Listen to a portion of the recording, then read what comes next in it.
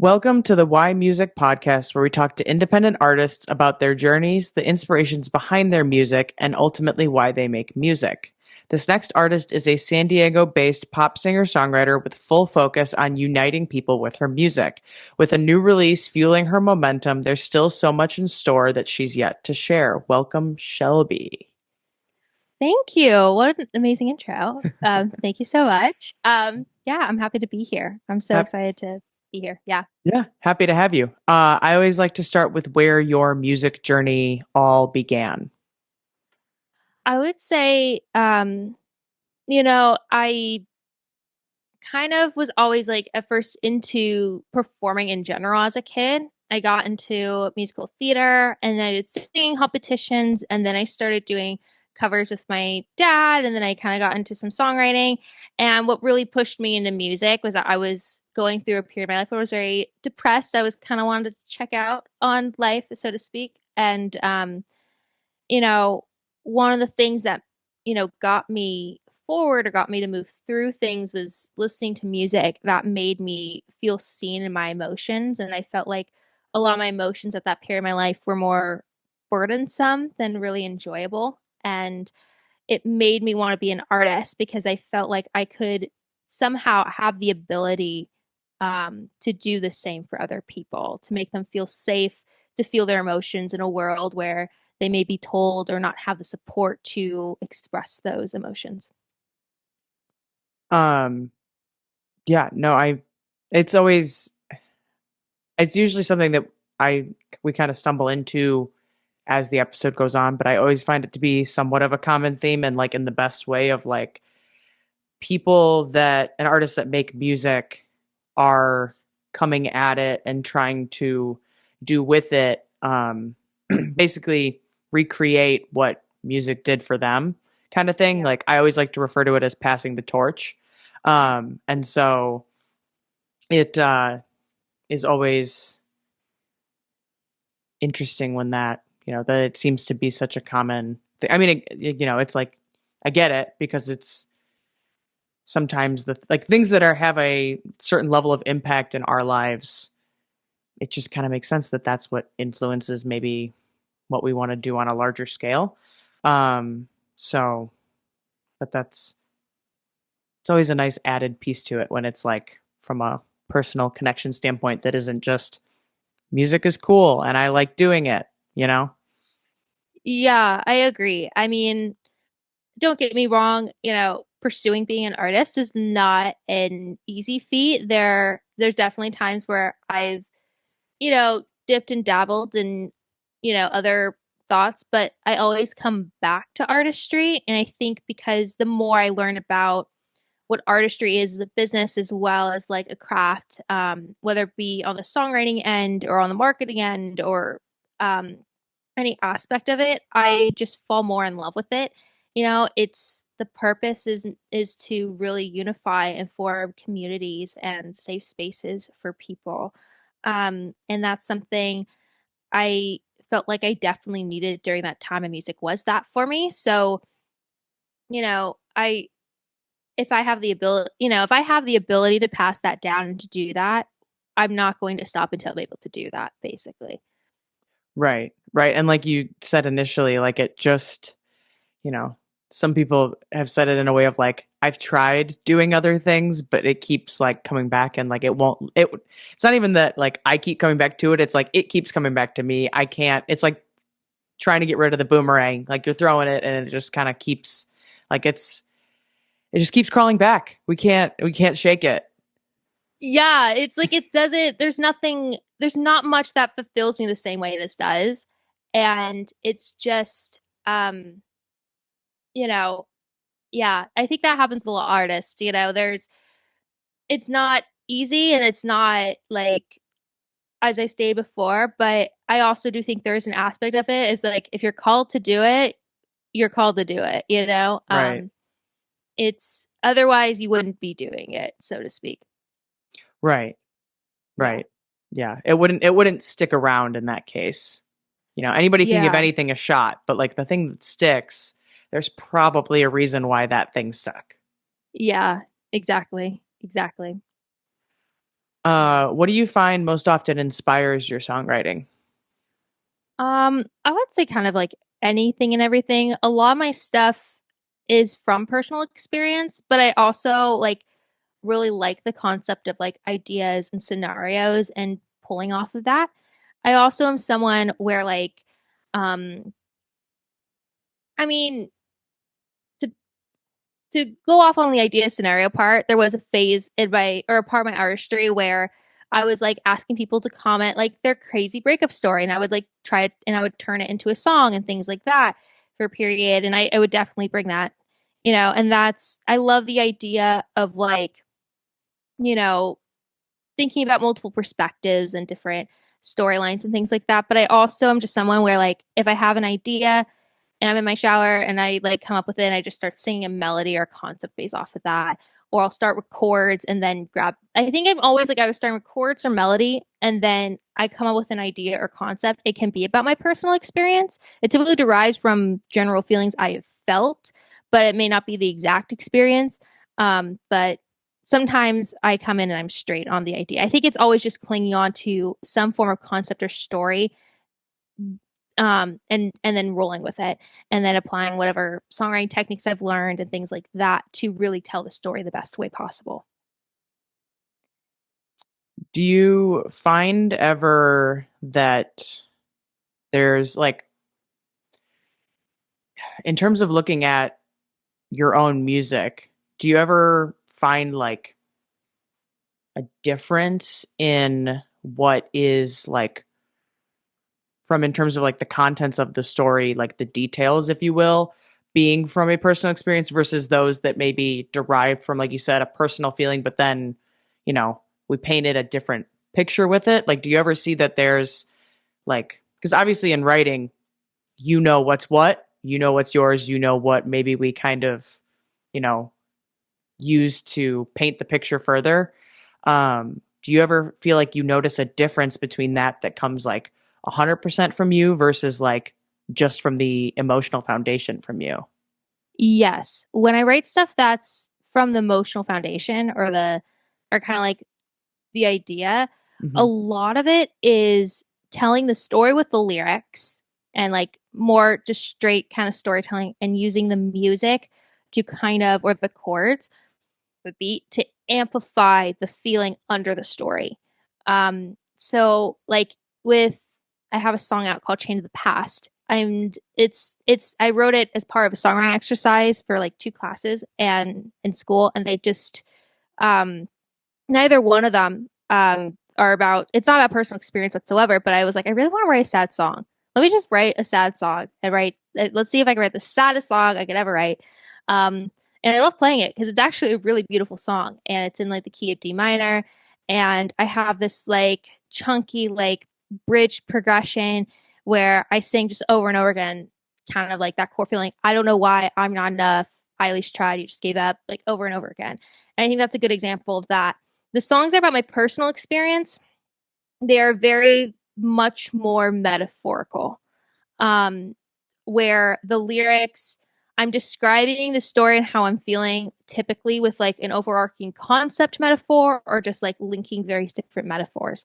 So, like, from the same, so like a couple examples of that are like one of my other songs from the same era is Chained to the Past is Still Addicted. And that was the first time I experimented with that. We did like a songwriting exercise where we had to write about like we had to basically write anything that would describe a cigarette without using the term cigarette. And at the time I was like struggling to get over an X. And then I like wrote that and then I continued finishing it.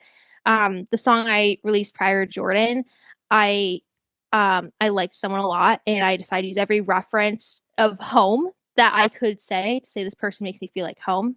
And so, but there's sometimes they do flow in and out. Like I have a song called In Your Arms, and that's, I don't think it uses necessarily either or technique. It's just, I kind of tell the story in the verses more, and then I use kind of some funky chords, to kind of convey the feelings more in the chorus. So it's kind of like, it really depends on the song, but like I noticed those distinct patterns between songs that are more about my emotional feelings and a different story versus like songs that are very obviously about a specific situation.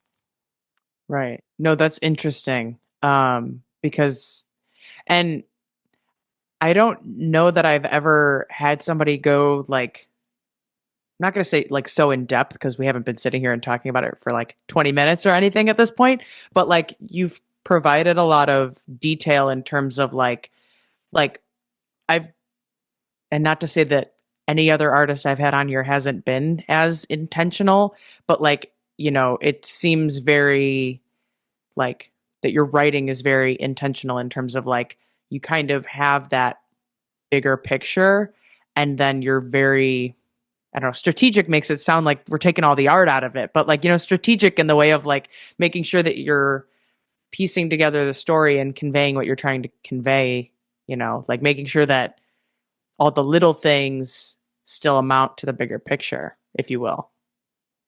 Yeah, I could even argue that music's one songwriting is like the one place I'm detail oriented about things, which is like like my place is like constantly typically a mess. I have like, um I think part of that is from I feel like there's two aspects to that. I grew up I was neurodivergent and dyslexic, and I remember I was a kid, I was so bad at writing. I would write like five versions of a rough draft before I would submit the rough draft to the teacher, because like I just struggled with organization. Songwriting, ironically, I listened to songs so many times. Fortunately, that's the one thing that somehow comes kind of easy to me. But when I was in school, I have a degree in songwriting from Berklee College of Music, and you learn about all these different rules. And I think the one thing that struggles a lot of artists is that you know there's definitely that a lot of people get so stuck on the rules that they're like the song's not right or whatever. And I don't really the I hasn't there's times where that gets me. Like last night I was working on a song and I was like, I do tend to do this mistake a lot. I should probably fix it, but my brain's like, you know what? I don't have the time. The rest of the song's really great. I'm not going to stress about it. And I think there's certain aspects of my lyric writing that I have as bad habits that I do need to eventually fix, but like it's minute detail type stuff. Like I will use the same rhyme and internal rhyme like for a long period of time or something like that. But yeah, I just try to use whatever tactics that work for the right thing. I think the only thing that I really try to be a stickler on is like when it comes to melody lines, like syllabic consistency, or if it's not, I have to say something in the song that will make it make sense with why the syllables are everywhere. Now, like I have a song in a pre-chorus where I realized the syllables were all over the place, and then I decided to write this line. It's not out yet. It's one of the songs I'm drafting to a producer later today, but I say like you stayed until the lines fell apart. And as I'm saying that whole pre-chorus, the syllables are all over the place.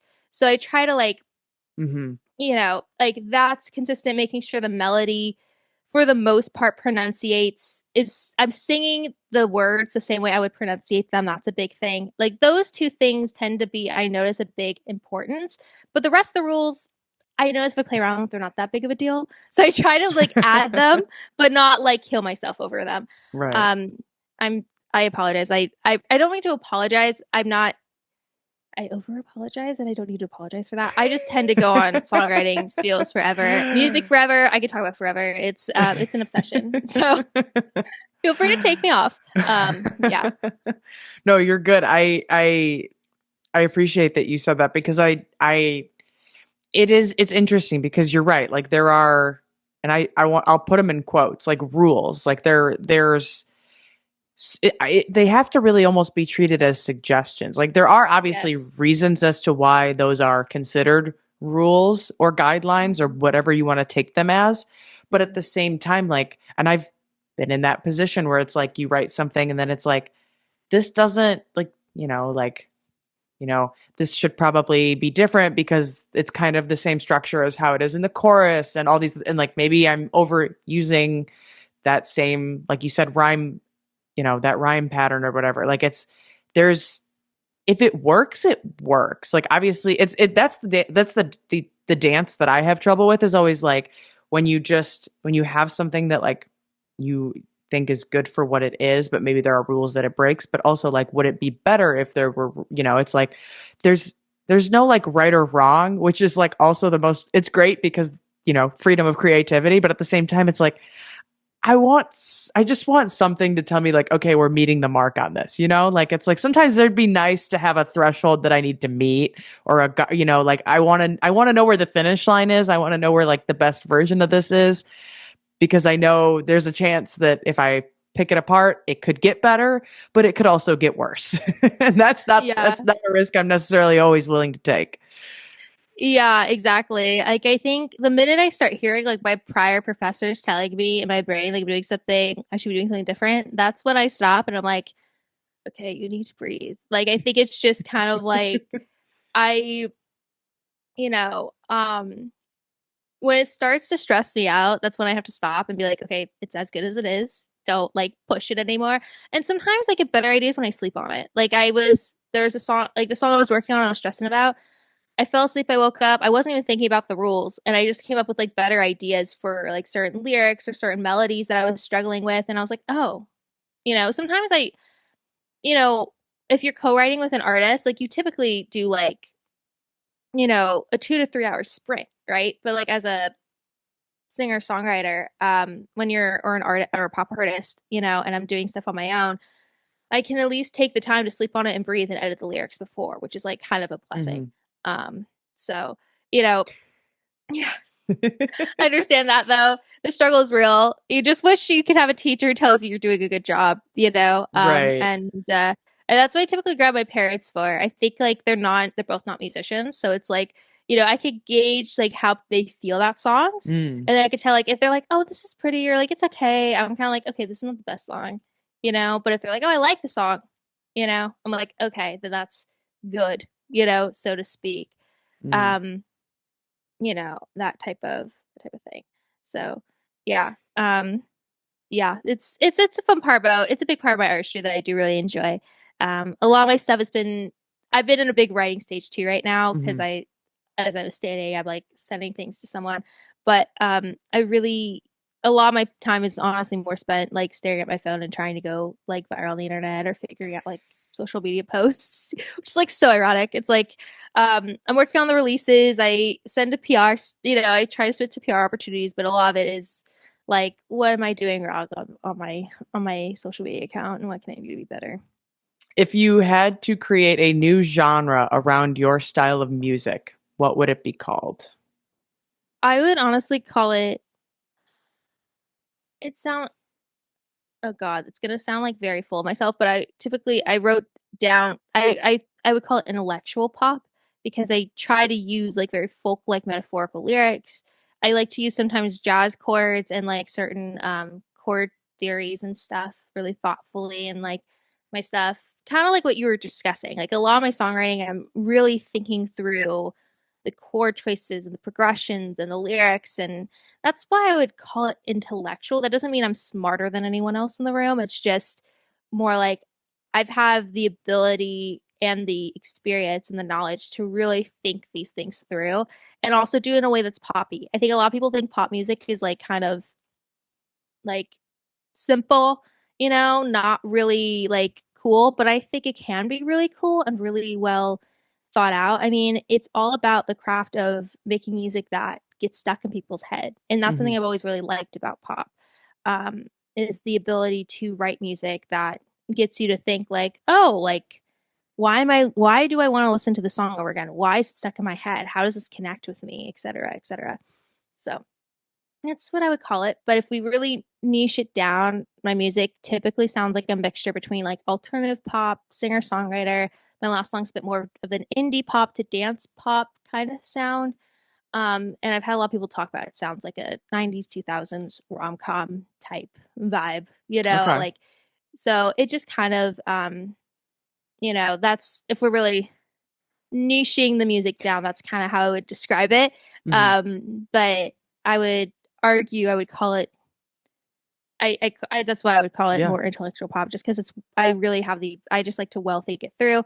But I think any artist can do that too. It's not like something only I, can do. Right.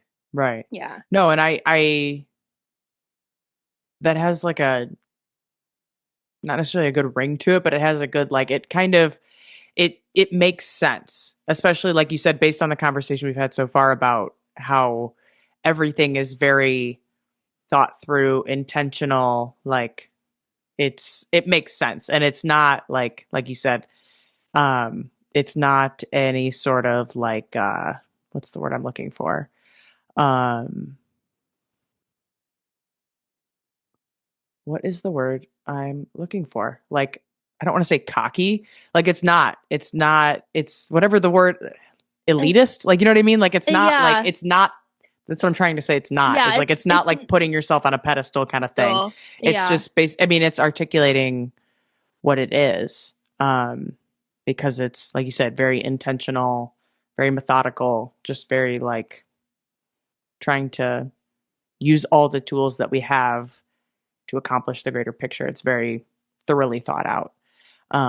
Hence intellectual, right? yeah, yes, So, exactly. It's yeah, it's a lot of artists, a lot of major incredible artists have stated that like those glittery Joe pop songs are really hard to write, and they are. Like writing a happy, upbeat pop song is a lot harder to write than like a sad song, because with a sad song you have like, you have more time, and a lot of people want to sit with that pain, and it's easy to like it's easy to connect things to. But when you're in a happy mode, it's a faster pace. You want as many hooks in there as humanly possible with like a short period of time. There's a lot of different you know, I think it's more like it's you don't always have as much of an emotional grasp to grab onto either. So mm-hmm, it's just kind of, um, that, it's I think that's why I call it the way I do. It's definitely like a you know it definitely is happy and lovey-dovey like other pop songs that are also really well thought out. I think it's just it's you could tell it's purposely well thought out versus like another like really happy pop song where it sounds silly but it's actually really thought out too, if that makes sense. mm-hmm, As well. yeah, yeah, um yeah, yeah, so yeah. No, that makes a lot of sense. yeah. And I do think I always come at I agree with you. The happy songs are harder to write than the sad songs. I always think about it in the way of like when you're in a place where you want to write a sad song, you're probably not, you're not happy. You're sad. That's what you're drawn to then at that point. A lot of songwriters and artists write from a standpoint of like coping with whatever it is that's going on in life, right? You don't cope with happy, you don't cope with happy, you cope with sad. And so if we're writing from a standpoint of coping with it and dealing with it and just kind of, trying to get it all out so then you can put it to bed, you're not doing that. Like you're just enjoying it when you're happy. Nobody's coping with happy. Right. So people, you have to make it something that's really worth people listening to, Mm-hmm. um, from a happy standpoint. Yeah. Because like you could throw in 5 billion happy songs, make people dance and feel good, but like to do it, I'm so sorry, my phone went off. I'm gonna put that on silent. I thought I did before. But to I make it sound like I get a royal message because I think it's kind of fun that way. If you didn't hear it in the background. But I think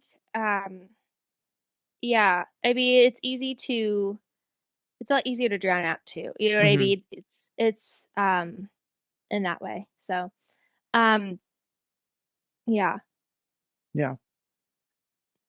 Is there a release or song that you've written that you think best embodies who you are as an artist? A one song sample of like, something that you would introduce to someone as their first taste of your catalog.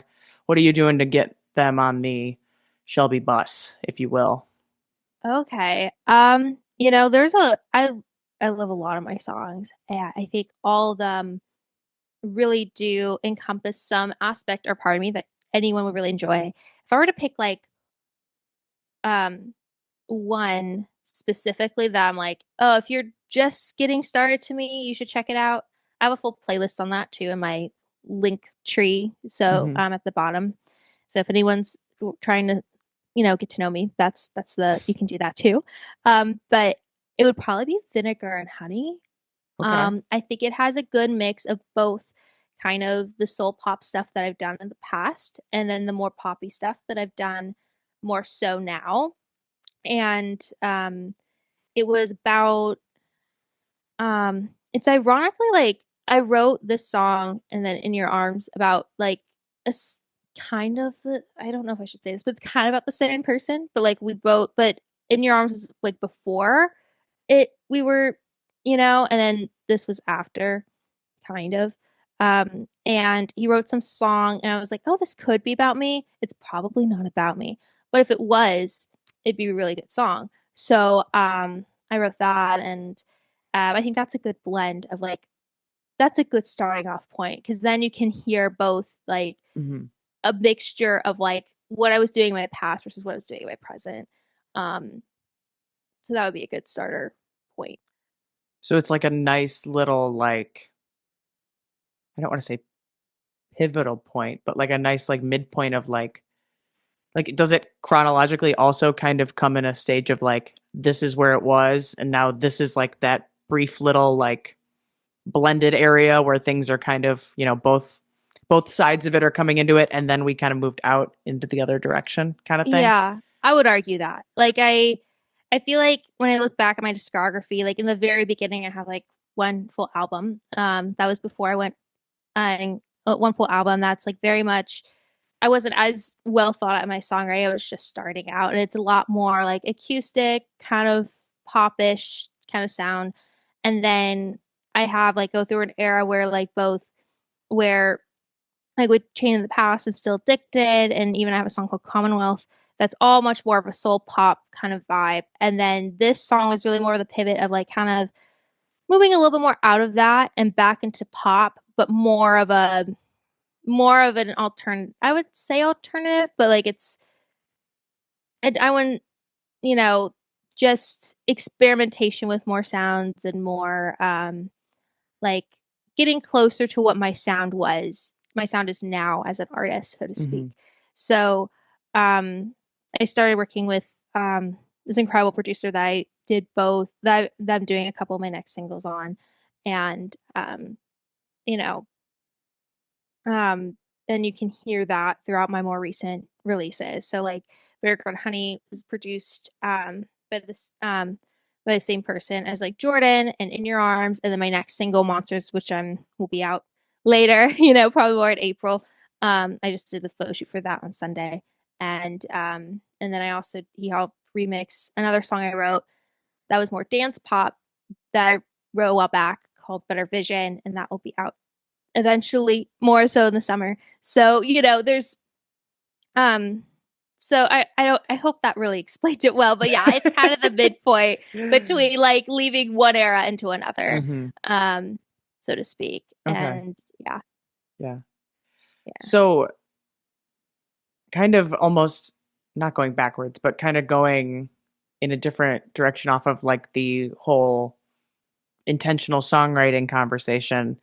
Um, you've mentioned like dance pop, you mentioned soul pop, indie pop, all these different like sort of subgenres, if you will.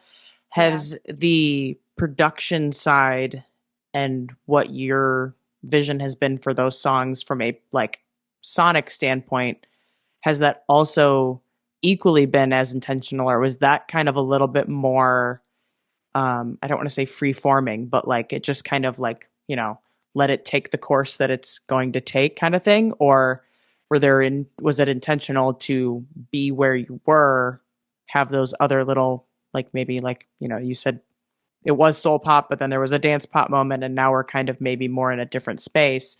Has that been equally as intentional, or has that been more natural, just the way that it's kind of come together? I would say it's a bit of a mix. I think with every song I write, I think one of the things I've been trying to work on as an artist is really coming up with more of a consistent look and a consistent sound.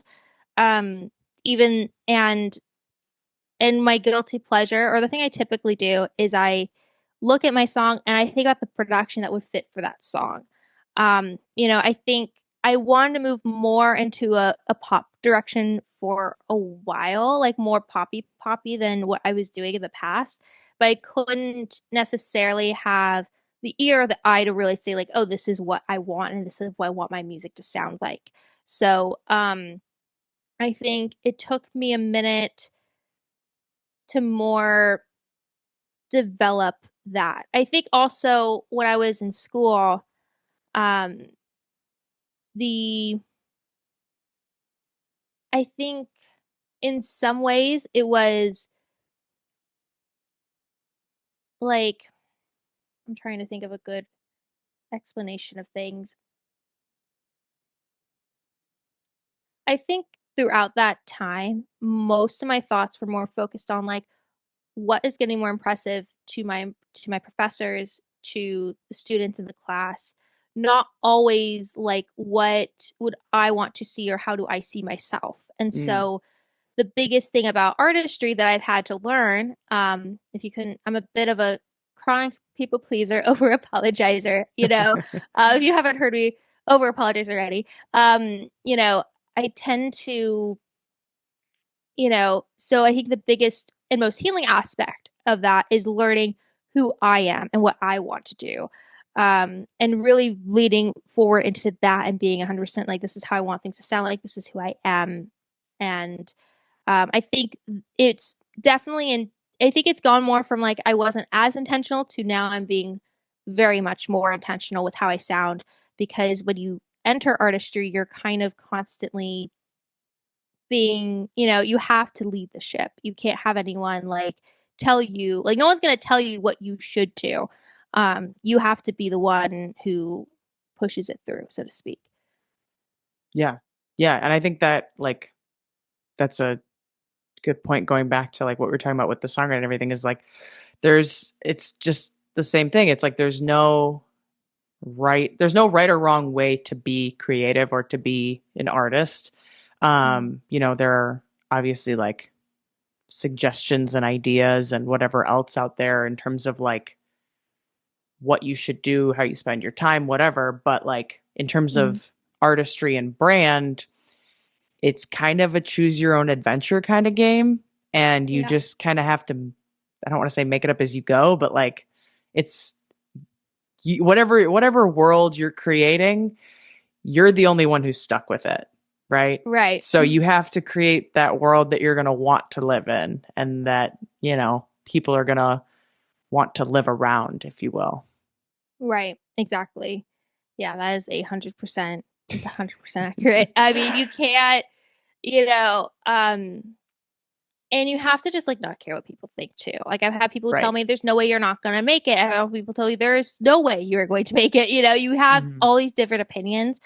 And I think you have to have like some bit of an ego about your work. You have to really say, I think this is going to work out. I know my vision's right, regardless of what anyone says, whether it's good or bad. You just have to believe in yourself because Mhm. it's just, and believe in your vision. Right. Um, and do it boldly and strongly. And that's a very hard thing to do mentally for anyone. You know what I Right. mean? Um, so I think that's a big part of like growing into who I am now, growing into my artistry now. Yeah. Because I mean, like, regardless of what it is that you do, like, there will be critics and there will be complimenters in every case. There's Right. nothing in the world that everyone agrees on, you know? Yeah. So, like, why would your artistry be any different? Yeah. Exactly. As much as it's easier said than done to just be like, well, it doesn't matter. It doesn't matter what the people who don't like it say. Um, right. It's like yeah, it's a challenge because it's easier said than done to just ignore those things, but it's like we're still people at the end of the day. So like that's probably gonna, you know, bug you a little bit, but Oh then yeah. it I mean, of thickens the course. skin. Yeah, I think it's good. Of course it hurts. Like, of course it hurts if someone's like, you don't like it or whatever. Hmm. I think it's just, typically like even when if I get I mostly get positive comments, but if someone goes on my feed and says something negative, I always just try to look at like who the person is that said that. You know what I mean? Because it's like a lot of it's not really coming from a place of like, excuse me, help or feedback.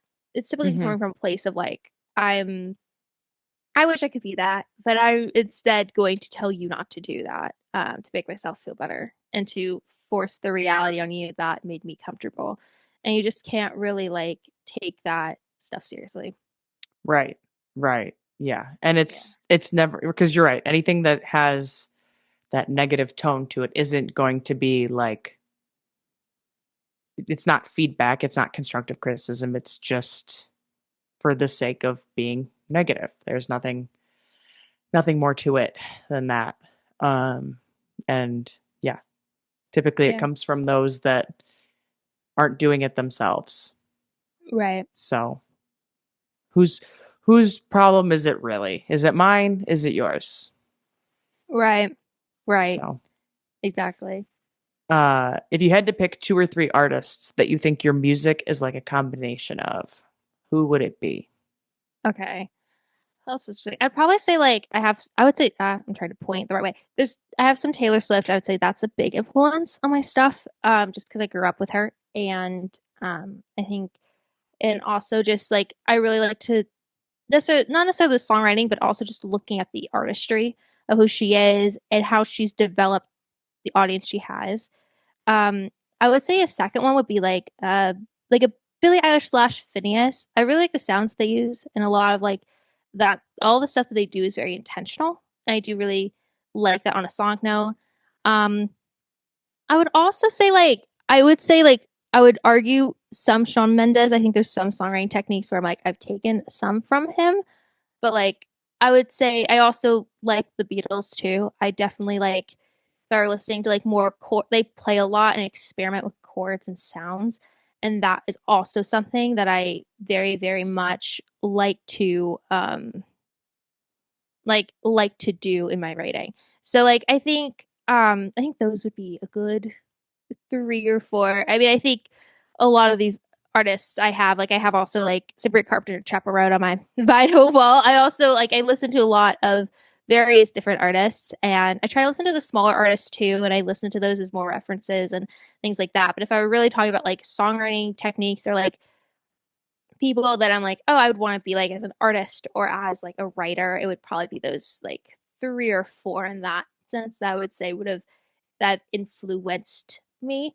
But I would say like I also am influenced by like the jobs that I do. You know, before I was an artist, I still do some singer like I also do some like singing for hire and freelance stuff, and a lot of my stuff was a combo of like of course like I did musical theater, but I did like I would sing jazz to like retired people, and you hear a lot of that in my chord progressions and in some of my songs.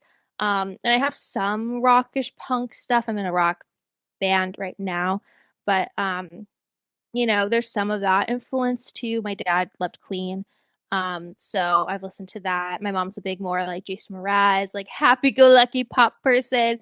So it just all kind of I would say it's a combination of just everything I grew up with, but like I would say those three or four that I pointed to on my wall would be definite some inspirations. The wall definitely came in handy for reference. Yeah, yeah. I made sure. I was like, I don't know, I was watching your prior podcast Okay. episodes to take notes and I was like, you know, this would be a good idea. I'd be like, well, this one and this one and this one. That Why would be say when good. you can just point, right? Point. Yeah, exactly. Yeah, that was, you know, I have like 30 plus vinyls in my room. They're hiding everywhere. Like I just Mm. got um I got the Lady Gaga Zoetrope for Christmas, and I Mm. haven't even opened it. I'm like scared too. Like I don't want to, you know, they're so delicate. You're like I don't want to Hmm. ruin it. So, you know, I think I got more into that recently, just because like my hope is to eventually like have an album or a vinyl that like, people would like to listen to, and I want to know like, oh, what vinyls do I like? What merch do I like? What does it feel like? What does it look like? Like, what makes me want to see this artist in concert more based off of what the outfits are? What clothes would I wear? You know, like that type of stuff. Yeah, and I think it's some of those sort of things that take it from like just making music to like actual artistry.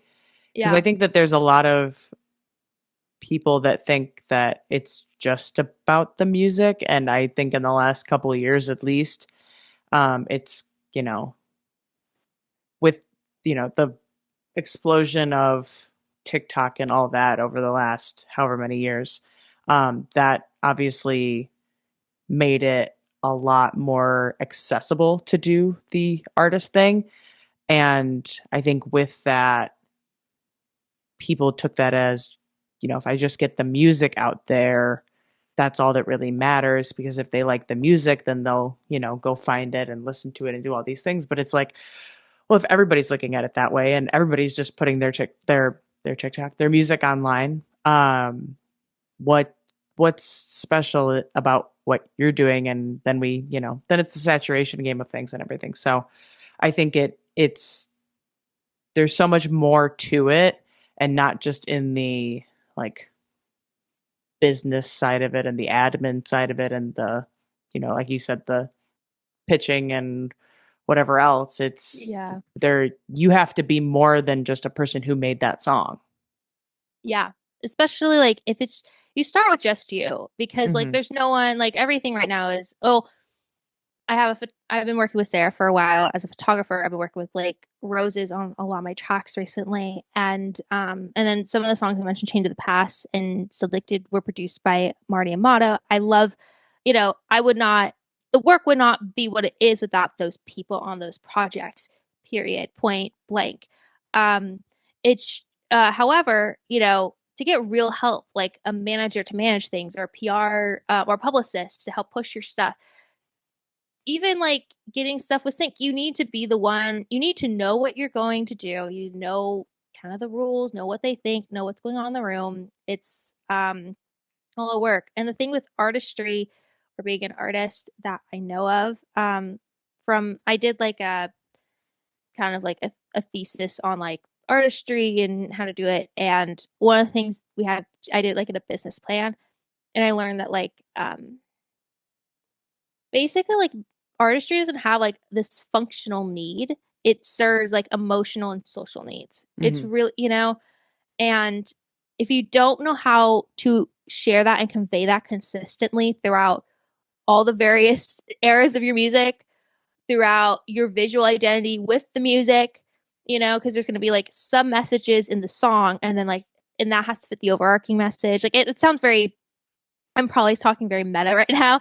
But it sounds like it takes a lot of head work, and I think a lot of people don't realize it because they're like, oh, it's like marketing or whatever. And I'm like, no, like there's like that's a big part of your work. Like it is knowing who your people are, what your things are. I try to dress more like, I try to create a sense of love and belonging. I've been wearing like hippie flower crowns. I try to do more of boho chic things. I feel like what's a bigger symbolism of love and unity connection than like the hippie movement of like the 70s, of people like uniting and coming together and using clothes as that kind of statement. Though my music doesn't necessarily correlate with that always as much, but trying to, and I was trying to experiment with that with this other song I'm working on because I'm wearing like all black and it's a darker song. So, working with the photographer, making sure I have certain key aspects of the look, like making sure I still have the flower crown in the shots and like have my bell sleeves. I love bell sleeves. They're so cute.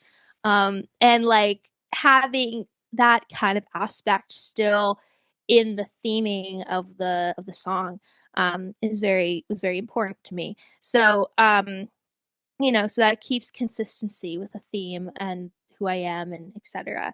So yeah, I totally am on board with that. It's more than just the music. I don't think it's like, I think a lot of people think it's like you just have to be hot and like whatever too. And I'm like, I don't think it's that. I think there's a lot of hot people who don't bounce off and it's not because they're just, relying on that. I don't think it's that. It's really like, can you connect with your audience and unite people together? Right. Right. No, I think you're very right about that. Um, at this point in the podcast, I take a question from last week's artist for this week's artist. So the question from last week is, what is the best lesson you could give someone in the studio? Oh, okay. Best lesson. In this, okay.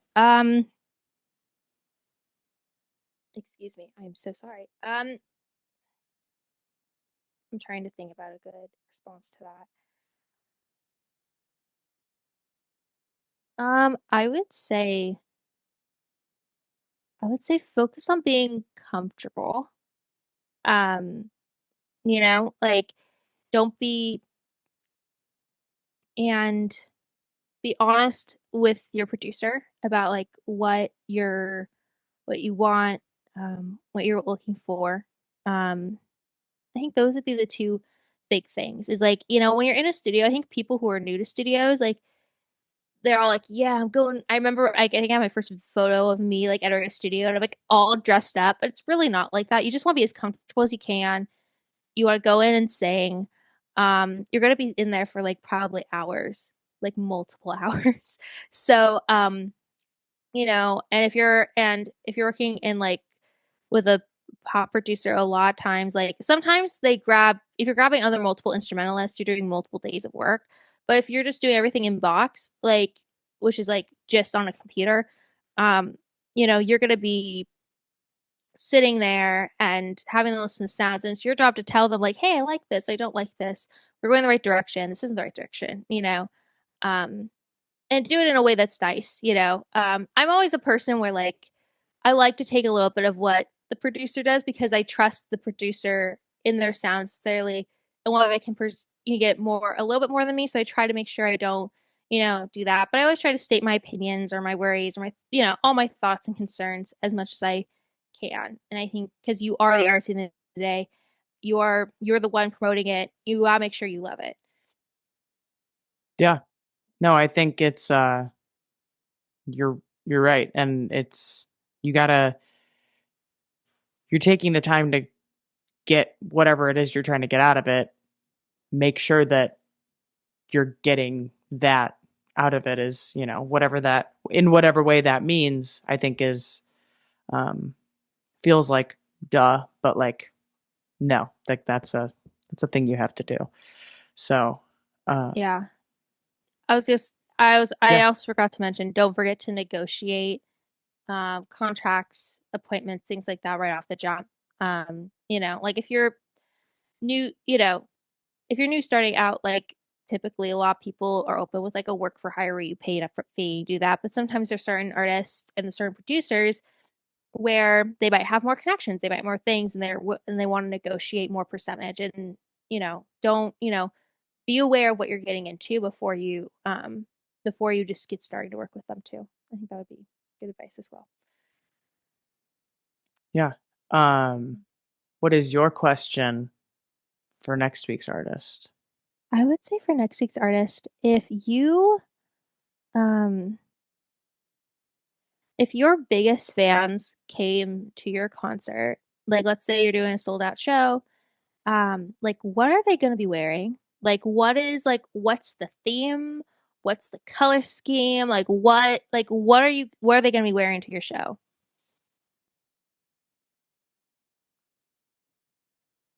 Is that a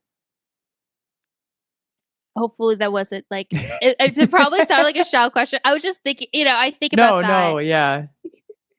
Yeah. Um, yeah, I think that would be more my question. It's just like Okay. Yeah. what, um, I don't know. How are I we just think it's translating the brand in that way, right? yeah, Kind of going yeah, back to what you and I were just talking about. Like yeah, how's exactly. that materializing itself?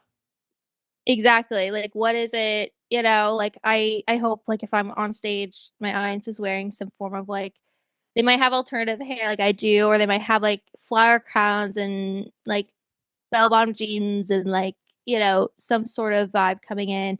Or they might be dressed up as like some of my cover art. Like I had in Chain of the Past before I was really were discovering my artistry, I wore like this whole necklace of chains. Maybe someone's gonna wear a whole necklace of chains, on their neck to like hint to that. Like I don't know, that type of stuff is more like what you know, I that's more why I'm asking. I'm not asking like, oh, like what's the party outfit for the event? I'm just asking more like, what do you think? Who do you think your fans are? Right. Like, who do you think they're for? Hmm. I think my audience is definitely a bit more. I would assume just someone who is probably sweet um and and is maybe a bit of a lover girl boy person, and they are probably a bit sensitive in a world that tells them, to like not take things seriously or to let things go when maybe you're not ready to. So it's probably more the thing is like, who do you think's gonna be your biggest fans? Like, what type of people are gonna like love your music? I just was more, I was just thinking about an outfit No, I because I got you. just, I got yeah, you. I think, yeah, I put what's the vibe in there too, just to like round out the yeah, get what we're going for here, in yeah, case yeah, just the straight up clothing doesn't fully. Yeah, no, I got you. It yeah, makes sense because it's like you said, it's it's how it materializes, it's how it's reflected in. It kind of gives you a perception of how you're perceived. yeah, Like a perception of a perception. Um, yeah, exactly. no, Yeah, yeah. It's yeah, probably like a silly question, just because, but I think I think it's telling. right. Yeah, Yeah. No, yeah, I'm a brand person through and through. So mhm, I'm with you on that. yeah. Uh, what is it that you think sets you apart from other independent artists? Um, I would say is that what I think as I think I would say like probably two things, and one would just be the well, the the way I kind of think through the writing on that very analytical and like chord level. I kind of feel like I bring up all these one of the things I've struggled with is kind of figuring out that micro niche, so to speak, because I feel like my music has a bunch of different influences around this kind of pop umbrella. And I think that's a part of it. It's just like the kind of I use like I kind of think about the way the chords flow together, or the way I use like there's a thing called a there's a strategy in the songwriting world where like you do a minor, like you do the five, like the chord that's like a dominant chord to like resolve to like another chord to like travel better. Probably not explaining that well, but I don't want to like explain it in music terms for someone who doesn't know, Hmm. and like use like minor. I have a song I'm working on where I'm even using like a minor 7 flat 5 transition. And like you don't typically hear that in like a pop style of song. And then I use a lot more folky metaphorical lyrics, but I try to use these pop melody type sounds and a pop melody structure, you know. So I kind of have that going on musically. And I think secondly, like I think the thing I do think about is a lot of this branding and community work and thinking about how do I best. I think my goal is to make people feel less alone in their own feelings and less alone like in their lives, and hopefully they find a community through that. And I think that's something I'm actively always trying to think about and work towards and work on. Um, you had me at the 7 flat 5 transition. I'm like, I know those terms and I know that I know what that means, but at the same time, I'm like, wait, what? It's also called a half diminished in like uh, everything has yeah. so many names. Oh my God. Yeah, no. I mean, I just spoke it like there's classical theory where the terms are different and the rules are stricter.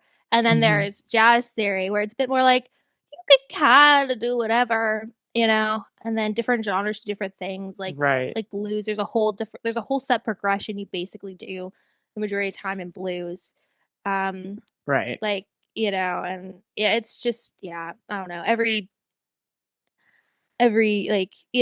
so it's hard, it's hard to explain of like I No, don't yeah, want to I like got you. yeah yeah so Right. But I mean, and like to your point, bringing something, because we're talking, like you're talking about blues has a different thing, classical's different, jazz is different, you name it, it's different. Because we can't just have one version and then like because that'd just be too easy. right But when you take something from somewhere else and bring it into a world that may or may not be as familiar with it, you're like that's how that to me is how we've ended up with subgenres on subgenres on subgenres of stuff of like, so it's like, and yeah, so bringing in something that's not necessarily typically used or not really has been used at all, kind of allows you to add a new flavor, add your own flavor, and just kind of, maybe do something that isn't as predictable, where you could make the case that if there's a predictable genre, it could be pop at times. Right. In the same way that it gets the rep for being simple or anything like that. But it's like when you bring in these other, like, it can be simple, but it's also like, to me, it's the like widest genre landscape we have Agreed. because of things like that. Yeah, I 100% agree. I mean, pop really just is short for popular. So anything from any genre can technically become pop. Like, I think we see that too with like the Mm-hmm. rise of like Benny Blanco and like Latin music, and he's kind of considered more of a pop. And his marketing is very similar to like pop stars or even like K-pop and the way he does some of his music videos, where like there can just be outlandish and crazy and silly, and it's um yeah, it's very interesting how it all comes together. You know, uh yeah. So I think back to what, I would argue that what sets me apart is more probably just the way I kind of write music, Mm-hmm. and specifically also just like the constant love I have for building community and trying to bring people together. And I would try to do 5 million different things on socials to like try to be like, hey, like to try like turn my songs into like some form of trend or a scene or things like that as well. Lately I've just been like playing my song because I'm trying to get people to like the song too. And it's the minute I figure out the best way of like bringing people together and maybe adding more lore and maybe adding like more fun things to the project, um, I definitely am adding and always constantly trying to figure that stuff out in the back of my brain as well. Um, so I think those would be the two things that kind of, I guess, set me apart, I would argue. But there's so many, every artist is unique and special and different in their own way. And, I think I bet someone else would be probably better at like listening and seeing that almost than like I probably would as myself. I don't know. I think it's a lot easier to see someone else's magic than to look at your own and be like, what makes you, Right. Because you know how the meat was made, right? Like you know everything that went into it. You see it for exactly what it is. That's the thing. 100%. I've never been able to listen to my music, even like neighboring other artists and things stuff, and be like, this, this, like, this goes like they're in the same world. Like it looks, it sounds different. It's just different. It's like, not necessarily like in a bad way. Like it's not like, as everything that, but it's just you can't see it the same, which is what to me makes it really hard to be like, is this actually good or is this just good for me? Like is like, yeah, how do you, because you can't hear it.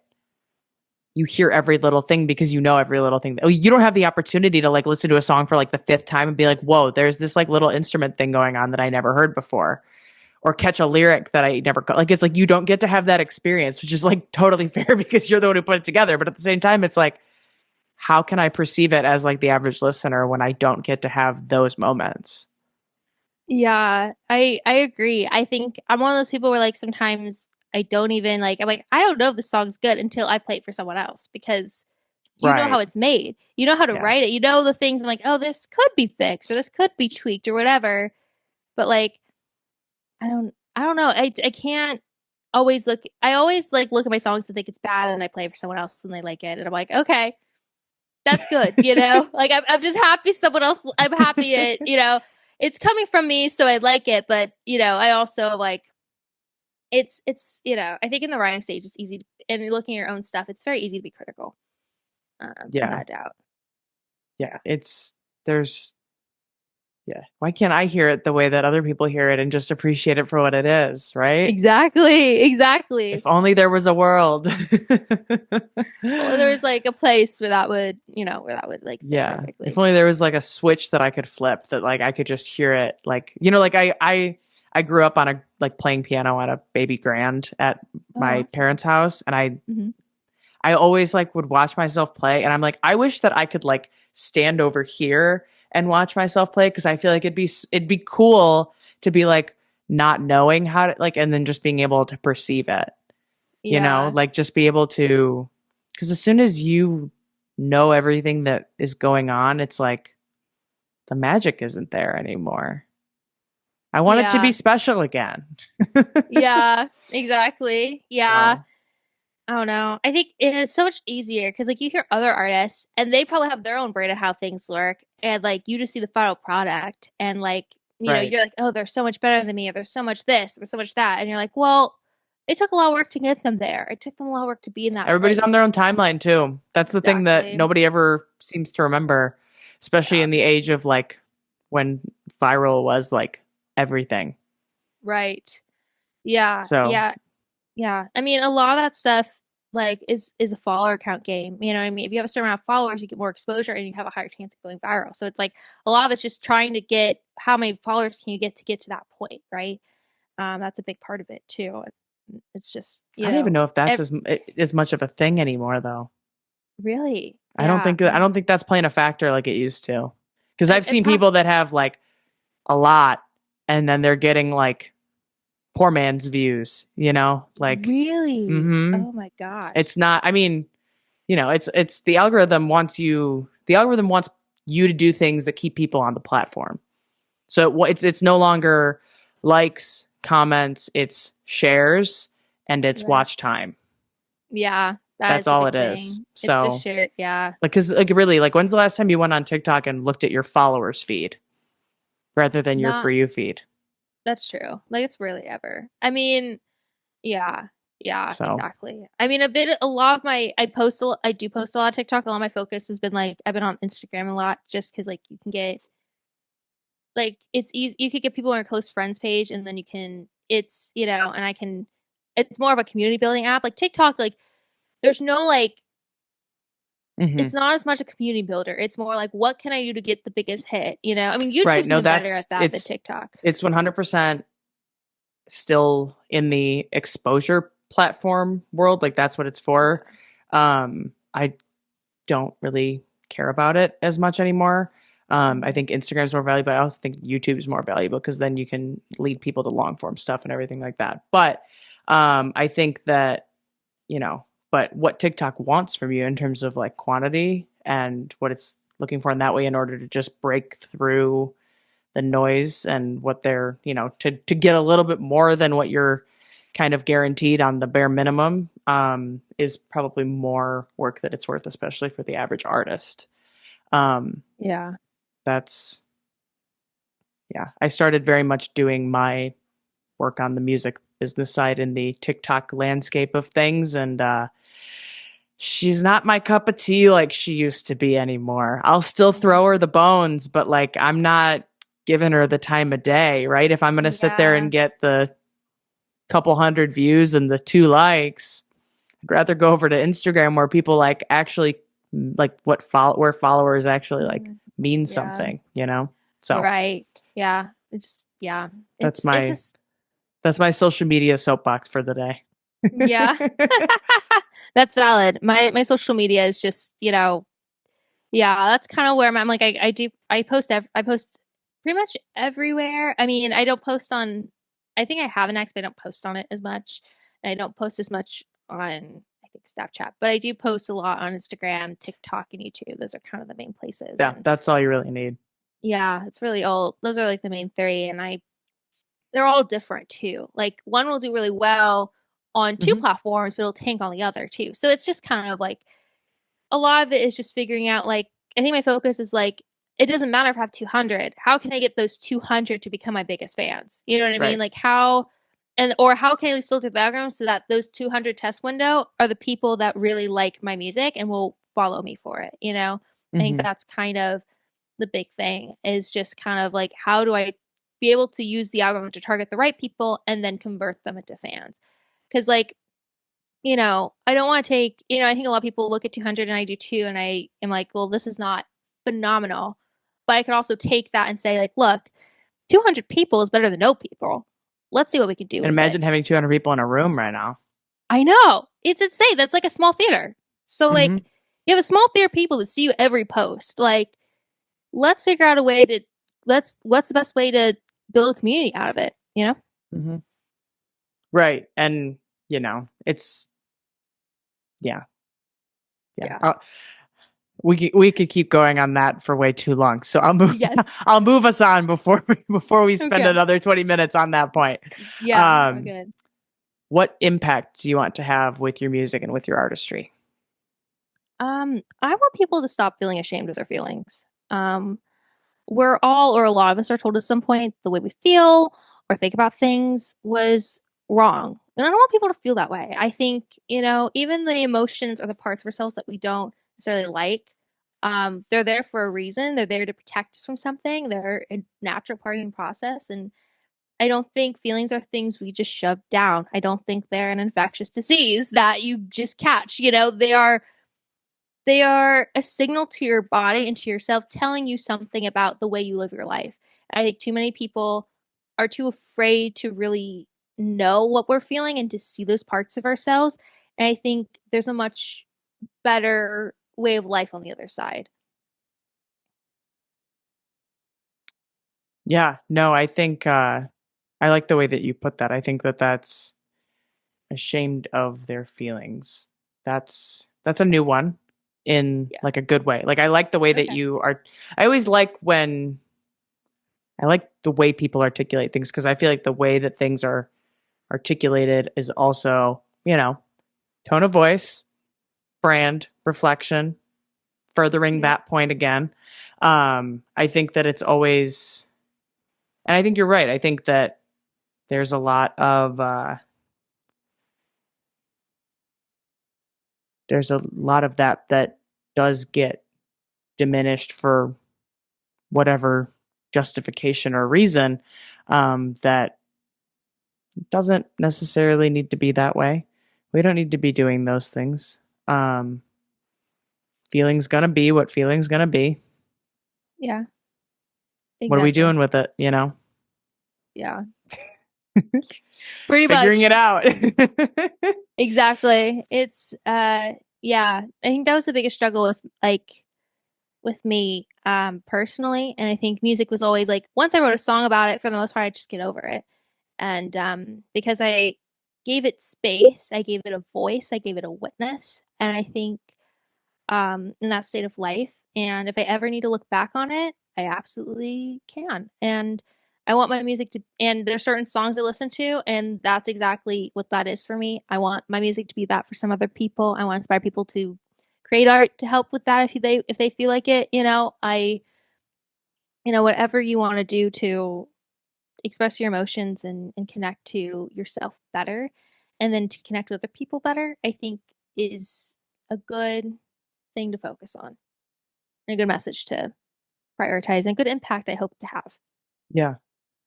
No, and you said gave it a witness, which I feel like is and again, like a good way to put that and a good way to kind of like, and again, materialize isn't the right word, but like, um, personify maybe, Mm-hmm. um, what that means and what that reflects. Right. I think that brings us to I was going to say the end, to the final question of the podcast. It's all good. We've been here for a while. It's all good. So the final question, which is why music? Okay. I would say, why music? Because music is one of the safest places to explore your feelings and who you are without being judged. Point blank period. Point blank period. Yeah, that's pretty much it. Like, it's just kind of the same thing ever home. Music is the reason I'm alive today. And it was the place that made me feel seen and heard. And if I can do that for someone else, or if I can continue doing that for multiple people in my life, through the art, and somehow make that my calling, my path, that makes my life feel purposeful, and that make my life feel, I don't know, it makes me feel like it was all the pain and the sorrow and the struggles were all worth it. Yeah. Yeah. Um, that's the most succinct of an answer we've been through all day. Yeah. Yeah. Yeah. I mean, Straight I to the wrote point. notes straight to the point, and I'm so sorry if you hear, I have my Bernedoodle is like trying to get into my room as if, as if he hasn't seen me for days. But if you hear that, I'm so sorry. But No, I I'm was good. gonna say, okay, cool, good. I took notes, but I know I tend to tangent, so I try to like record everything that we talked about, and like, go over it and all that stuff. So I just want to make sure that, like, yeah, that one was very succinct. I'm glad to know it was succinct.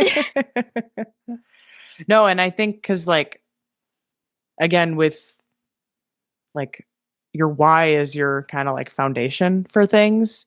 Yeah. It's kind of the platform for what everything else is built upon.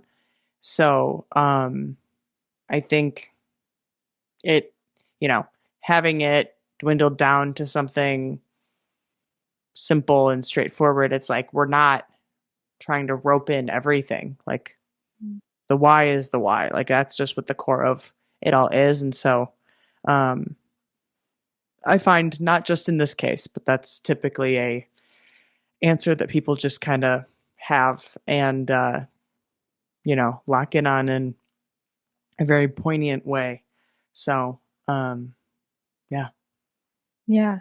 Yeah. I mean, I think the why is what keeps you going. Hmm. So, I think that's like, it's important to know your why to a degree. And I think what you said was very well thought out. I think the why kind of builds everything for who the artist is. Hmm. And I think that why to some degree is different with most people, with everyone to in some extent. Yeah. Yeah, Yeah. 100%. Yeah. Well, that brings us to the end of this episode of the Why Yeah. Music podcast. You can check back again next week for another conversation with another independent artist. Thanks for listening. Yeah.